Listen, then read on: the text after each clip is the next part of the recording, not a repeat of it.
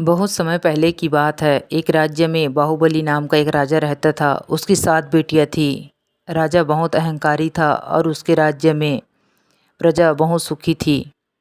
एक दिन राजा अपनी बेटियों को बुलाकर पूछता है कि तुम किसका दिया हुआ खाती हो।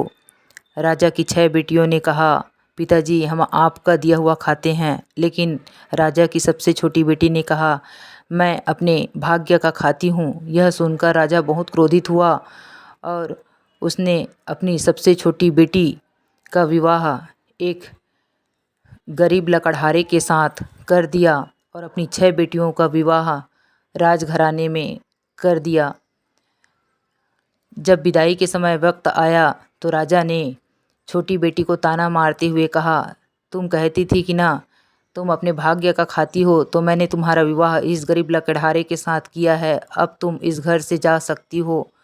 और अन्य 6 बेटियों की विदाई वह बड़ी धूमधाम से करने लगा।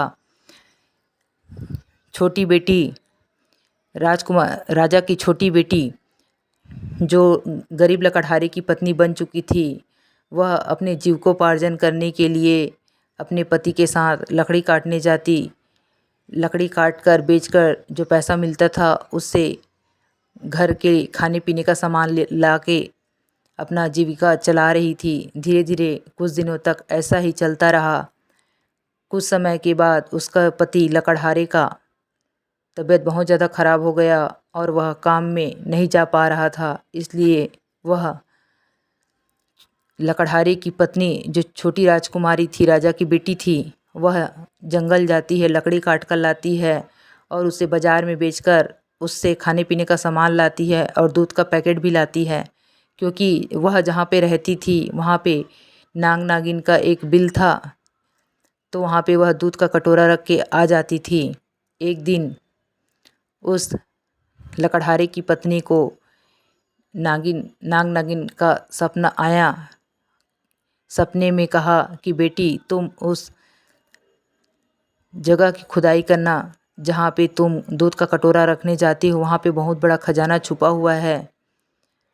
सुबह जब उठती है राजकुमारी जो लकड़हारा की पत्नी बन चुकी होती है, वह अपने पति से कहती है कि मैं 2 घंटे के लिए घर से बाहर जा रही हूँ, आप अपना ध्यान रखना, कहकर चले जाती है और उस जगह की खुदाई करने लगती है। जब वह उस जगह की खुदाई करती है तो उसे बहुत सारा खजाना मिल जाता है। तो वहाँ जो नाग नागिन का जोड़ा रहता है, वह इच्छाधारी नाग नागिन का जोड़ा था, तो वह प्रकट हो जाते हैं और कहते हैं, बेटी तुम इस धन का सदुपयोग करना और जो भी तुम्हारे घर में भिक्षा मांगने आए, भूखे प्यासे आए, उनको कभी भी खाली हाथ मत भेजना, दान पुण्य करना और अच्छे कर्म करना। यह कहकर वह नाग और नागिन लुप्त हो जाते हैं। छोटी राजकुमारी जो लकड़हारा की पत्नी थी, वह खुशी खुशी खजाना को लेकर अपने पति के पास आकर अपने पति को बताती है। उसका पति खुश हो जाता है और उस खजाने का उपयोग करके दोनों सुखी जीवन व्यतीत करते हैं और खुद का बहुत बड़ा महल बनवा के रहने लगते हैं। दोनों अपने जीवन में भाव भक्ति दान पुण्य करते हैं। एक दिन जब वह दोनों पति पत्नी मंदिर जाते हैं तो उसी मंदिर की सीढ़ियों के नीचे उसके पिताजी और 6 बहनें बैठी हुई थी। लकड़हारा की पत्नी जो राजकुमारी थी, वह अपने पिता को देखकर बहुत दुखी होती है और कहती है, पिताजी आपकी यह दुर्दशा कैसी हो गई।